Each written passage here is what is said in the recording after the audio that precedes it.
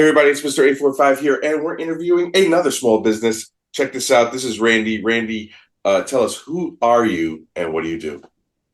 Hi, good morning, everybody. My name is Randy. I am the owner of RDB Computer Services, a full-fledged IT provider serving the Hudson Valley. Um, what else? No, I got you. I got you. Hold on. So he wants to get right into it. All right. So the biggest thing I like to do with a lot of the people that I have on the podcast is just to make sure that people get their contact information straight and foremost. So if somebody wanted to utilize your services, how exactly would they be able to contact you? Probably the best way to reach me would be via a text message on my phone, 845-235-5500. I'm also on Facebook at facebook.com/RDB Computer Services. And I have a website, which my thinking I don't really utilize too much because I'm a local person and I like to have people locally. So websites are generally for across the country, but most of my businesses are locally. Okay. So what service areas do you actually service right now in the Hudson Valley? I service most of the counties in the upstate region, Westchester, Dutchess, Ulster, Orange County. Uh, I try to keep my radius because I do a lot of on-site visits, so I try to keep my radius to an hour in any direction, either north, south, west, or east. Okay, cool. So let's kind of get into it. Biggest questions I usually ask people initially is what got you into the computer game? What got me into that's an interesting question. What got me into the computer game? So I grew up and I worked. I grew up in the city. I moved up to the Hudson Valley about 19 years ago. What got me into it is I don't know. One day this is back in the old DOS days. For those that don't know, DOS is like a black and white screen, a prompt setting. So I got it. What do you DOS? So I got into it, and I just was playing around one day, and I typed a command, and all of a sudden an action took place. You know, you type a word, the word would start, and all of a sudden something happened on the computer, and all kinds of programs started, and I became fascinated with that. That actually was my initial inception into the computer, and I said, "Wow, this is pretty cool." You type some letters, and some things happen, and that's how I actually got into it. Nice, nice. So, on the flip side, is computers always something that you wanted to do, or is it like when you were younger and growing up, and you were like, "Oh, I want to be this when I grow up." What did you want to be when you grew up? Well, I actually was heavily into sports. I actually played a little semi-pro basketball, and I actually wanted to be a pro basketball player. But there came a point when reality set in, and that wasn't going to happen because even though I'm 6'2", I actually was a little short for that life. Yeah, so that's what I wanted to be. I actually wanted to be a basketball player. I Oh, had a awesome. gift. I had a gift, but I had also had a couple of obstacles that prevented me from doing Yeah, no, that's pretty cool. That's something I didn't know about you, Randy. that. So, it's important for people to kind of get to know the business owners and kind of see what their background is, right?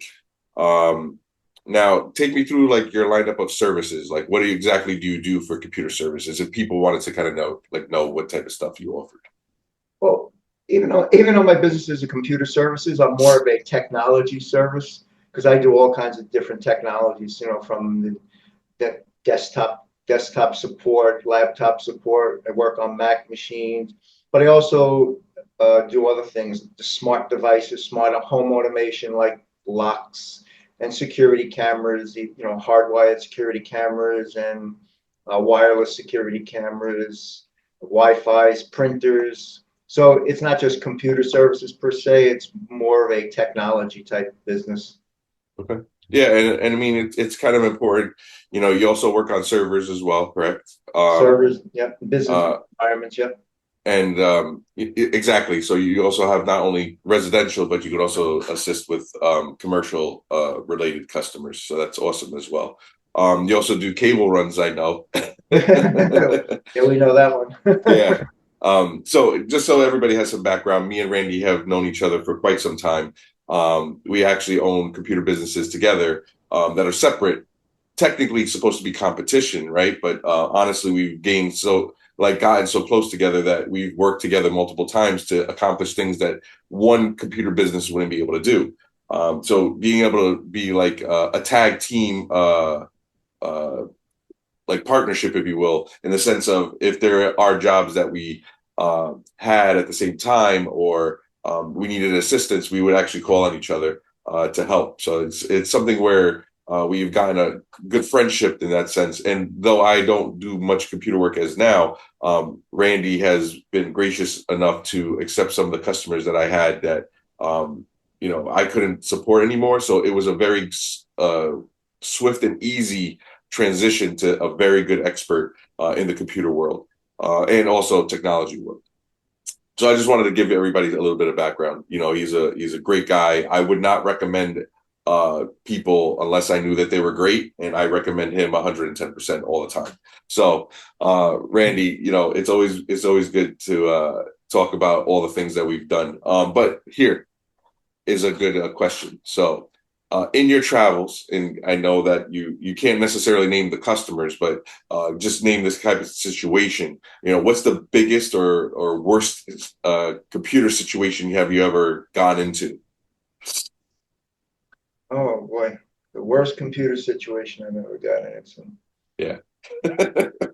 Well, I can't really say it's anything computer or technology related. It's more, I would say, custom. Maybe I know I really shouldn't say this, but it's more maybe customer related. Okay. Um, but sometimes, sometimes, butting heads with a customer. Like I recently was involved with a dental office, and I've been their IT person for about 9 years, and one of their patients, um, how could I say this politically correct? One of their patients, the doctor basically did some work for a patient, and he agreed to not charge the patient, but the patient was brought on to kind of help him with some technology work. And being that I was his IT person, there was no consultation on my part. Like, I'm bringing this guy in, basically he usurped everything I have done for 9 years. Um, and kind of the doctor took him took him as like the lead now on the IT, and I was kind of like pushed into the background. Mm-hmm, mm-hmm. And so we kind of butted heads on that, the fact that I wasn't conferred on with any of the ongoing type of projects that this dentist needed. Yeah, so that's kind of important to know, right? So, like, if you are someone that utilizes a computer guy, if you will, or utilizes somebody that gives you computer services, it's important that you consult with them because here's a couple things. There's customizations that you can make in the system, right? That necessarily a new person coming in won't know. And if that's the case, that person coming in could actually damage and if they don't have the expertise, they're like, hey, what is this for? Why is this even set? And undo the security protocols and regulations that you've already put in place. So, it's very important to do that. But, it's part of, the world. Everybody thinks that they're a computer guy or a computer person, if you will. Right. So I completely get you on there. But now I also want to know kind of like, how what's the worst computer that you've seen in the sense of in your travels? Like it has been like, 10 viruses on it, 20,000, 10, 15, whatever. Have you ever had one of those? Oh yeah, I constantly have those. As a matter of fact, I've had computer situations where they've had spyware, as you know what spyware is, upwards of 35,000 infections on their machine, and they wonder why the machine is running very slow. They said, Randy, my machine's running very slow. I don't know what's going on. And it's not also other situations. I still have people running Windows XP, which is not a virus per se. It's just an operating system, which is an operating system which is like 5 iterations back, which is about a 20-year-old technology, and they're still running it, and they don't understand why they can't install software on the machine. With today's software is so much different, it won't run on the older Yeah. technologies. Yeah, so a couple background information so people have it. Spyware is a program or infection into your computer that basically is an annoyance. It's like an ad or pop-ups, stuff like that. But it also spies, hence the word spyware, on your active internet browsing history. So if you go to your bank, if you go to any of your websites that have financial information and you type in your password and your username, they can capture that information and utilize it against you, hacking you, if you will. Yeah. So that's one thing. The other thing is with those amount of infections, it actually will lag your computer and cause it to start slowing down. So this is some background information. Randy is an expert in this stuff. If you need somebody to help you, you definitely want to hit them up because even just having a simple consult can enhance your computer's speed by at least 10 to 20%, right? And it's something that people don't know. It's like, when you go into a computer, right? It's always a different environment depending. But Windows XP is crazy. I mean, that is. I mean, I thought you were going to say like Windows 98. I would have been like, really?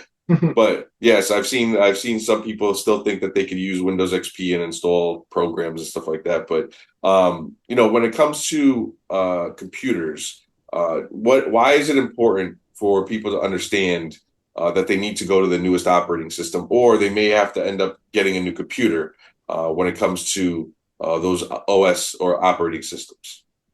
Well, it's critical because the security aspect of it, like we have coming up at October 14th, Windows 10. For those that don't know, Windows 10 will be expiring the security updates and the security patches.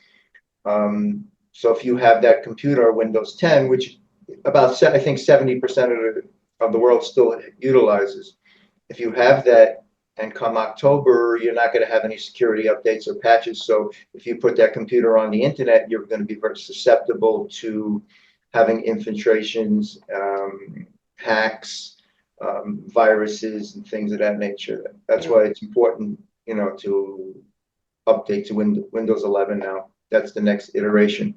But the security aspect is the main thing and the security patches, the main reason why you need to keep abreast and keep up to the systems. Yeah, no, and you're 100% correct. If you look at it, everyone on the internet, there are a multitude of different vulnerabilities, and Windows themselves. Once that security patch stops, it puts you at it basically is like opening your front door and Come just on saying in. nobody's coming in, right? Nobody's going to come in. Just leave the front door open and nobody's coming in.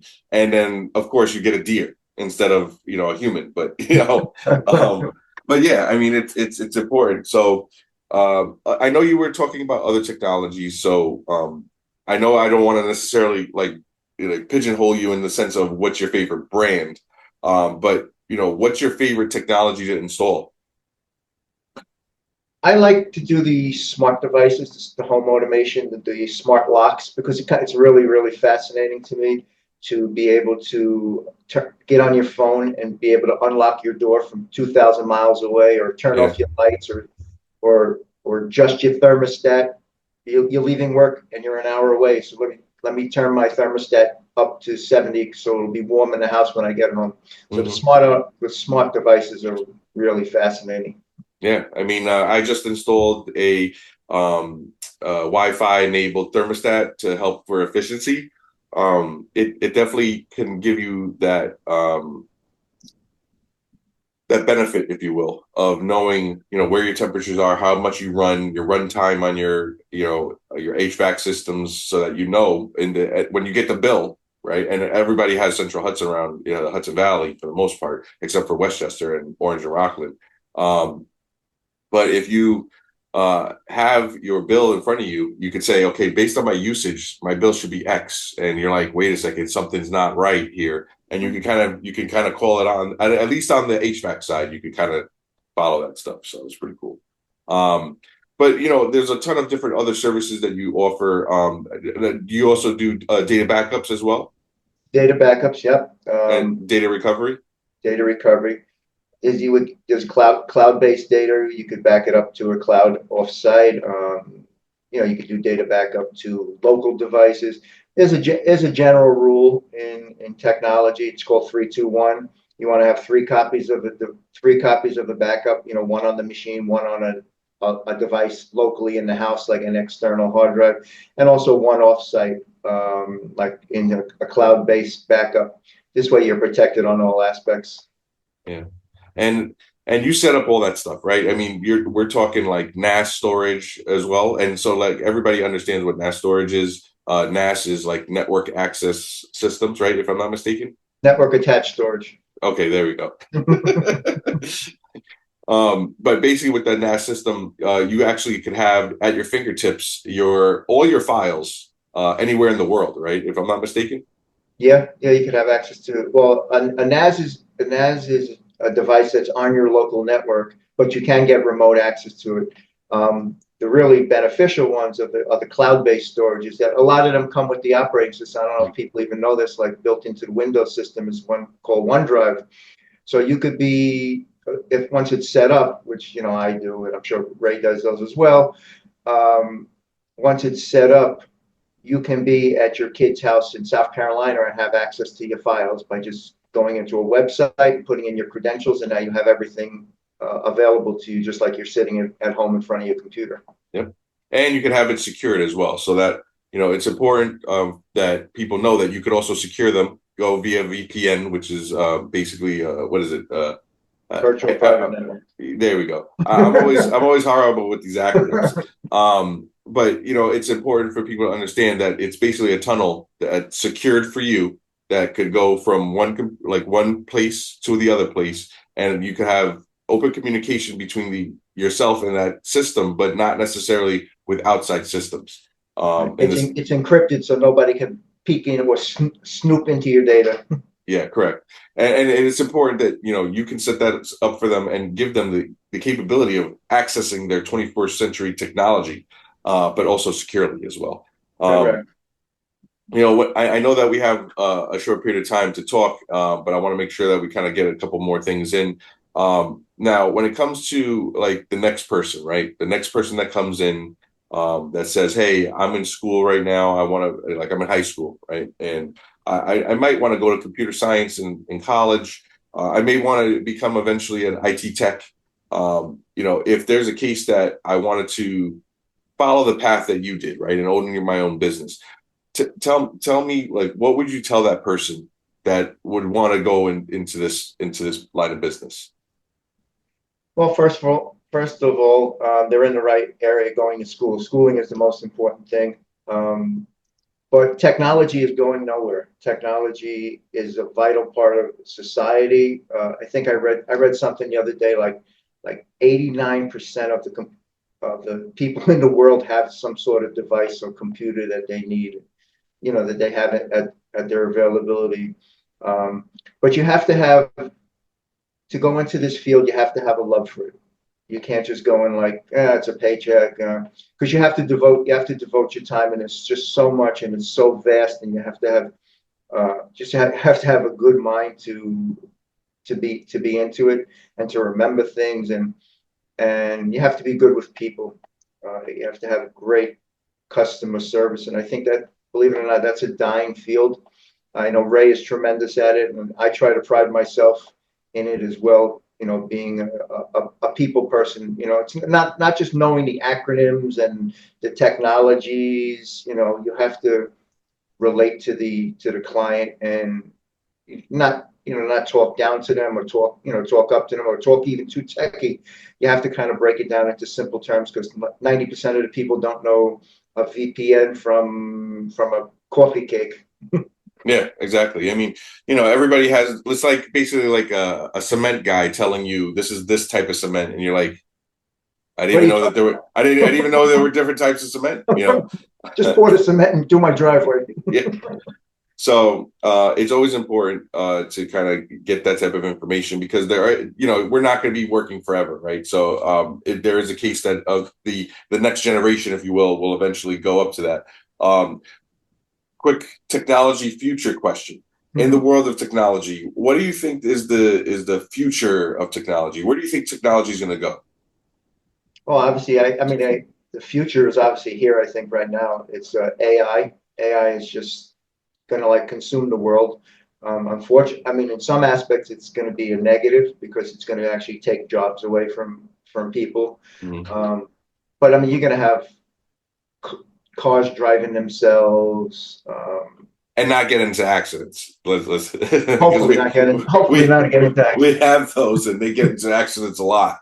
Yeah, but that's where technology is going. I mean, technology is going to be all autom. A lot of the majority of it is going to be all automated. And like I said, it's going to be there's going to be a negative to it too because there's going to be a lot of people that are going to have to find different fields of work. Yeah, and it's also understanding this automation, right? Because in some cases, they're just like any other computer program, it's going to need support. There might be patching updates that you'd have to do to your car, to your Hmm. device at the house, like the home devices, even your TVs, all have to get updates. And the important thing is it's bug fixes, if you will. Like if they find a bug and like your car goes 80 miles per hour, and all of a sudden it just hits the brakes like you don't want that to happen to you, right? And especially if you're in the highway. Not that you're supposed to be doing 80, but just saying. Was there? 65, right? Yeah, it all depends. I mean, I don't know if you've ever seen the movie I, Robot, but they were going like over hundreds of miles an hour because it was so automated that the machines knew exactly where every car was, and you were able to go from A to B a lot quicker. But as soon as you took manual control, that forget it. It was it was that Will Smith movie.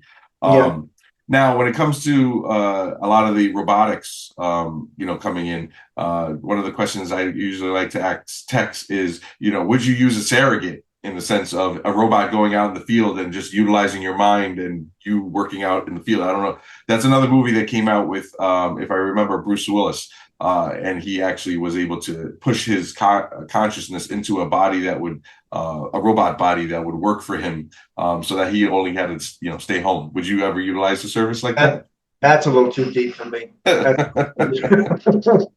No, but I know that you have to head out soon. But I wanted to make sure that people got to know you and kind of experience some of the fun things that you have to offer, especially for their technology capabilities. But any last words that you would want to leave somebody with that would want to work with you in the future? well, first of all, just a big shout out to Ray. I don't know if a lot of people know this about he's like the number one guy that supports the local businesses here in the Hudson Valley. I mean, he doesn't have to get up at 8 o'clock on a Sunday morning and do this, but he's doing it. What was the question again? Oh, One thing that you would want to leave somebody with as a customer, like somebody that would want to work with you in the future. well, first of all, you got to contact me. Like I said, my phone number is 845-235-5500. Facebook /RDB computer services. Yeah, I mean, if you have even just questions, you could reach out to me. I'm very responsive via my text messages. And like I said before, I'm very customer orientated. So don't be intimidated to reach out to a tech person because you don't know what you're talking about. I'll be more than happy to answer your questions and help you.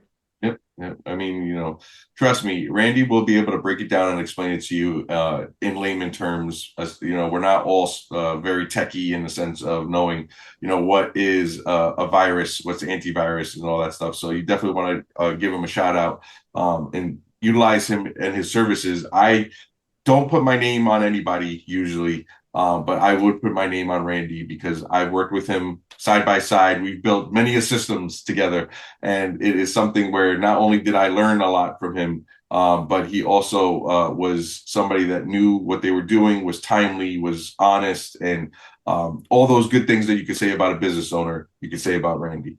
Thank you. Yeah, so this is part of the Let's Talk Business Hudson Valley podcast, airing Wednesdays at 12, even though we are recording on a Sunday. Uh, I'm not going to tell you what day though, but there was snow outside in April. But that being said, everybody, I want to make sure that you utilize not only the services of the small businesses that are here because it does help the community in supporting these small businesses. I want to make sure that you understand that you have to. The free thing to do is just like their pages on social, give them a shout out whenever you need, ask questions, engage these small businesses because without the small businesses in this Hudson Valley area, we will hemorrhage our financial backing, if you will. I also want to make sure that you understand that with small businesses, they help engage our community. A lot of the products and services that he offers here, he also spends his money locally in the Hudson Valley as well. So basically, supporting small businesses supports other small businesses in the Hudson Valley. And that's important because it keeps the financial situation in our area stable and secure. Like I said, the easiest way that you could do that is by liking their pages, watching these videos, and sharing them. It helps those audiences increase for these small businesses, giving them more capability to help more people. But Randy, I wanted to thank you for allowing me to interview you finally after years of doing this. And that being said, everybody, I know I said it twice, but hey, we're going to be hitting the streets. Check us every Wednesday at 12 noon. Let's Talk Business podcast for Hudson Valley. All right. Thank you, Talk to you Ray. guys. Thanks, everybody. No Be problem at all. well.